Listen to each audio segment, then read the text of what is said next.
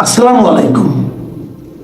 প্রিয় দর্শক, দেশের যে আছে এখন যদি আপনি প্রশ্ন করেন যে এই মুহূর্তে দেশের সবচেয়ে বড় সংকট কোনটি, আপনি নির্দ্বিধায় যে উত্তরটা পাবেন এবং আপনি নিজেও যেটা ভাবছেন সেটা হচ্ছে জ্বালানি তেলের সংকট। জ্বালানি তেলের সংকট এই মুহূর্তে এমন একটা অবস্থায় পৌঁছেছে যে এটাকে ভাষায় প্রকাশ করা যাবে না। আপনি যদি যে কোনো একটা পেট্রোল পাম্পের পাশে দিকে তাকান, আপনি দেখবেন সারি সারি লম্বা মোটরসাইকেল কিংবা প্রাইভেট কারের লাইন। দেখুন, আমাদের দেশের অনেক গাড়ি, মানে ম্যাক্সিমাম গাড়ি যেগুলো বড় বড় গাড়ি আছে এগুলো চলে সিএনজিতে। বাস বলেন, ট্রাক বলেন, প্রাইভেট কার বলেন, এগুলো প্রায় সবই সিএনজিতে চলে। তো এত গাড়ি সিএনজিতে চলার পরও যে কয়েকটা হাতে গোনা কয়েকটা প্রাইভেট কার অথবা মানে আনুপাতিক হারে ধরলে অথবা মোটর সাইকেলগুলো এগুলো চলে পেট্রোল, অকটেন অথবা ডিজেলে। তো এই কয়টা গাড়িকে এই মুহূর্তে জ্বালানি তেল সরবরাহ করা সম্ভব হচ্ছে না। আমি গতকালকে কথা বলছি। গতকালকে আমি মহাখালীর দিক থেকে আসছিলাম। মহাখালী ফ্লাইওভারটা যেখানে শেষ হলো, মানে মহাখালী ফ্লাইওভারের পশ্চিম প্রান্তে, এখান থেকে যে লাইনটা শুরু হয়েছে সেই লাইনটা সোজা এসে একদম জাহাঙ্গীর গেট পর্যন্ত এসে তারপরে আবার বামে মোড় নিল। বামে মোড় নিয়ে আরও প্রায় আধা কিলোমিটারের বেশি এসে প্রধানমন্ত্রীর কার্যালয়ের সামনে, সেটাকে পার হয়ে আরও সামনে যে ট্রাস্টের একটা আপনার ফিলিং স্টেশন আছে, সেখানে এত লম্বা লাইন, প্রায় 1 কিলোমিটার লম্বা লাইন হবে। তো এই লাইনে সবাই যে শেষ পর্যন্ত জ্বালানি তেল পাবেন তার কিন্তু কোনো গ্যারান্টি নাই। এমন অনেকে আমাকে বলেছেন যে প্রায় 3 ঘন্টা লাইনে থাকার পর, মানে একদম চূড়ান্ত জায়গায় পৌঁছার 10-15 মিনিট আগে জানানো হয়েছে তেল শেষ হয়ে গেছে। এরকম ঘটনা কিন্তু অনেক পাম্পে ঘটছে। অনেক পাম্পে টাঙিয়ে দেওয়া হয়েছে এই পাম্পে কোনো পেট্রোল নেই, এরকম হয়েছে। এই যখন বাস্তব চিত্র, তখন আমাদের সরকার কি বলছে? আমাদের সরকার বলছেন, সরকারি জ্বালানি মন্ত্রী বলছেন, এই একদিন আগে উনি বলেছেন দেশে জ্বালানি তেলের কোনো সংকট নেই। তো উনি যদি বলেন সংকট নেই, তাহলে আমরা যে সংকটটা দেখছি এটা তাহলে কি? আমরা যেটা দেখছি এই যে তেলের পাম্পের সামনে বিশাল লাইন, এটা কি সংকট নয়? এটা কি সংকটকে প্রকাশ করে না? এটা যদি সংকট হয়, মন্ত্রী যে বলছেন সংকট নেই, তাহলে সেটার অর্থ কি? এটা কিন্তু একটা বেসিক প্রশ্ন। এই প্রশ্নের জবাব আপনাকে কে দিবে? কেউ দিবে না, কারণ তারা কেউ জানেই না এটা কেন ঘটছে। সরকারের যে হিসাব, সরকারের কাছে পর্যাপ্ত তেল মজুদ আছে, তাহলে আজকে সমস্যাটা কি করে তৈরি হলো? দেখুন, আমি একটা কথা বলি, জ্বালানি তেলের সংকট যেটা হয়েছে, এটা হওয়াটা কিন্তু অস্বাভাবিক কিছু না। সারা দুনিয়াতেই জ্বালানি তেলের সংকট এই মুহূর্তে আছে, সারা দুনিয়াতে আছে। এমনকি খোদ যুক্তরাষ্ট্র, যারা নিজেরাই তাদের পর্যাপ্ত জ্বালানি তেল আছে, তাদের এখনও জ্বালানি তেলের দাম বেড়ে গেছে। অস্ট্রেলিয়ায় বেড়ে গেছে, পৃথিবীর সমস্ত দেশে জ্বালানি তেলের দাম বেড়ে গেছে। এশিয়ার দেশগুলোর অবস্থা সবচেয়ে খারাপ, কারণ এশিয়ার এখান থেকে মধ্যপ্রাচ্যের ম্যাক্সিমাম তেল হরমুজ প্রণালীতে যে সমস্ত জাহাজগুলি, তেলবাহী জাহাজ আসে, সেগুলো সবই আমাদের এখানে আসে, আমাদের এশিয়ার অঞ্চলে আসে। এখন যুদ্ধের কারণে, ইরানের সঙ্গে যুক্তরাষ্ট্র এবং ইসরায়েলের যুদ্ধের কারণে হরমুজ প্রণালীতে কিন্তু খুব কম কয়েকটা দেশে, মাত্র 5টা দেশের জাহাজ ইরান আসতে দেয়। এবং সৌভাগ্যক্রমে সে 5টা দেশের মধ্যে আমাদের বাংলাদেশও আছে, ভারত আছে, চীন আছে, এরাও আছে। কিন্তু অনেক দেশে কিন্তু নাই। এবং যদ্দূর অনেক জায়গায় শোনা যাচ্ছে, আমার যেমন ফিলিপিনের মতো দেশে, সেখানে সরকারের পতন হয়ে যাওয়ার সম্ভাবনা দেখা দিয়েছে এই জ্বালানি তেলের কারণে। চীন, তারা কিন্তু এখানে আসতে পারে। চীনকে বলা হয় যে তাদের এখানে সবসময় 3 মাসের জ্বালানি তেল থাকে, সবসময় থাকে। সেই চীনেও কিন্তু জ্বালানি তেলের সংকট দেখা দিয়েছে এবং জ্বালানি তেলের দাম সেখানে এরই মধ্যে 20% বাড়িয়ে দেওয়া হয়েছে। এবং 20% বাড়ানোর চাপ তো তারা ভোগ করছে। কেনিয়ায়, আফ্রিকান দেশগুলোর মধ্যে কেনিয়ায়, সেখানে জ্বালানি তেলের সংকট হয়েছে এবং সেই সংকটকে তারা মোকাবেলার জন্য তারা একটা রেশনিং সিস্টেম এরকম না, তারা বিশেষ বিশেষ খাতকে অগ্রাধিকার দিচ্ছে যে এই খাতগুলোকে জ্বালানি তেল আগে দেওয়া হবে, পরে অন্য অন্য খাতকে। যেমন ওদের এখানে যারা তারা প্রচুর ফুল, পণ্য সামগ্রী, কাঁচা পণ্য এগুলো রপ্তানি করে, ওই রপ্তানি সামগ্রীগুলোকে ওখানে জ্বালানি তেলের যে ব্যবহারটা সেটাকে তারা অগ্রাধিকার দেওয়া হচ্ছে। নাইজেরিয়ার কথা ধরেন, নাইজেরিয়া কিন্তু নিজেদেরই প্রচুর তেল আছে, তেলের খনি আছে, কিন্তু ওনাদের সমস্যা হলো ওনাদের এই তেলকে প্রক্রিয়াজাত করার জন্য কোনো প্ল্যান্ট নাই, মানে রিফাইনারি প্ল্যান্ট নাই। না থাকার কারণে ওনারা তেল এই মানে ক্রুড অয়েল তারা বাইরে রপ্তানি করে দেয়, করে আবার বাইরে থেকে তারা তেল নিয়ে আসে।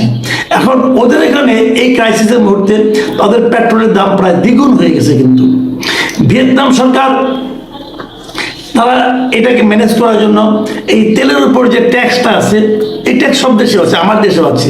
আমরা যে টাকাতে তেল কিনি সবটাই কিন্তু তেলের দাম না, তার উপর কিছু ট্যাক্স আছে, ট্যাক্সটা আবার গভর্নমেন্ট পায়।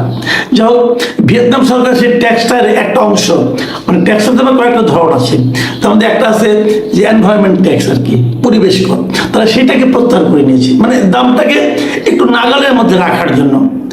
আর মিয়ানমারেও তো জ্বালানি তেল হচ্ছে, যারা বড় ইঞ্জিন যেগুলো আছে, যারা নাকি বেশি জ্বালানি খায়, সেগুলোকে তেল দেওয়া বন্ধ করে দিয়েছে। তো এরকম কিন্তু সব জায়গায়।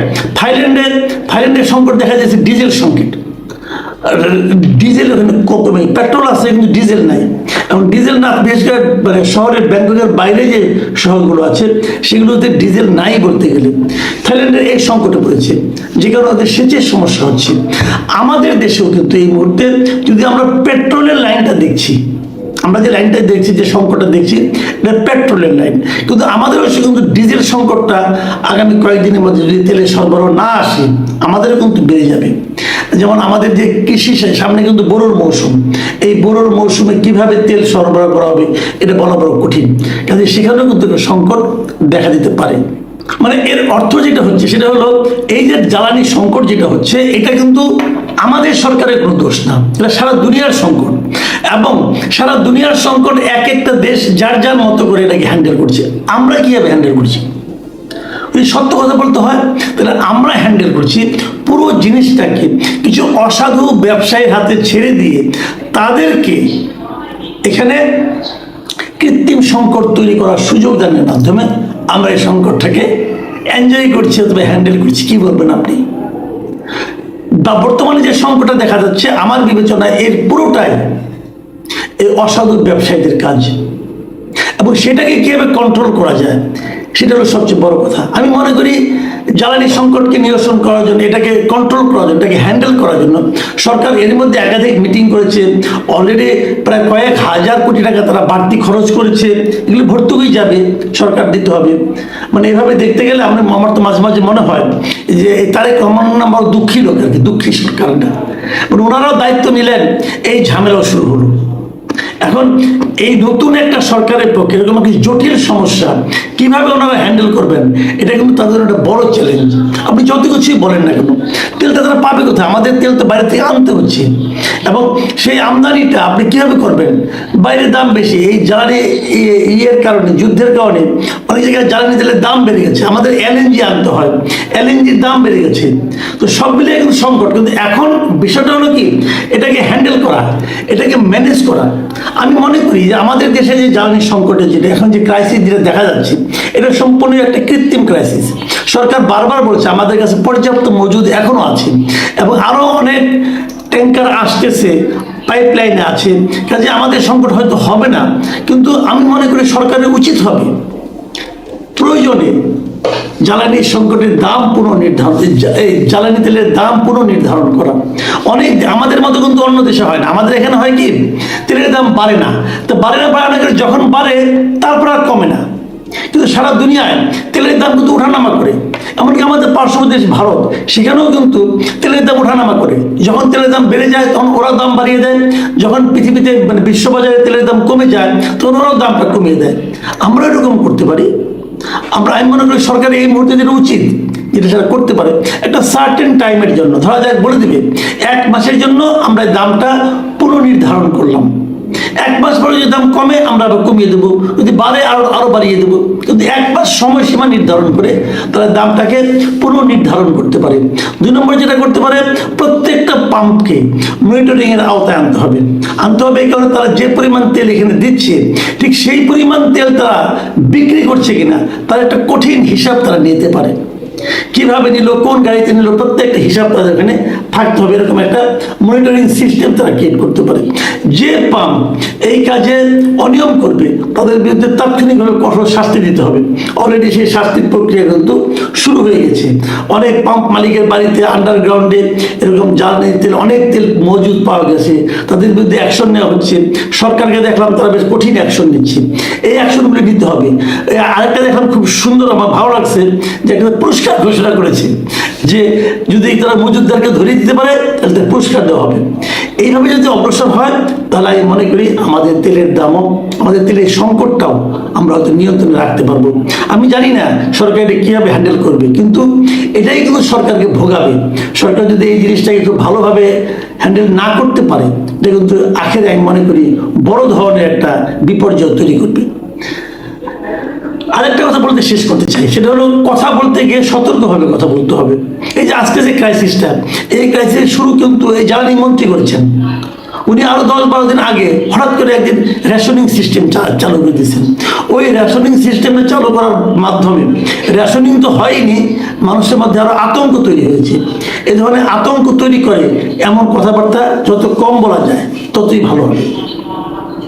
প্রিয় দর্শক, আমরা জানি না সরকার কতদিন এটা পারবে, কারণ একটা হিসাবে দেখলাম যে সরকার নাকি প্রতিদিন 167 কোটি টাকা ভর্তুকি দিচ্ছে জ্বালানি তেলে। এটা এই সরকার কতদিন দিতে পারবে, এটাও কিন্তু একটা বড় প্রশ্ন। কাজে সবগুলি মিলিয়ে চিন্তা করতে হবে। এবং আমি মনে করি এই সংকটে প্রয়োজনে সরকার মূল্য একটা সাময়িক সময়ের কথা বলে, সময় পর্যন্ত ঠিক করে ওই সময় পর্যন্ত নতুন একটা মূল্য নির্ধারণ করে দিলে আমি মনে করি সরকারের ভর্তুকি পরিমাণ কমবে এবং জ্বালানি তেলের এই যে মজুদদারি, কালোবাজারি, এটাও বন্ধ হবে এবং এই কৃত্রিম সংকটটা হয়তো আমাদের থামতে পারে। প্রিয় দর্শক, এখন এই পর্যন্তই।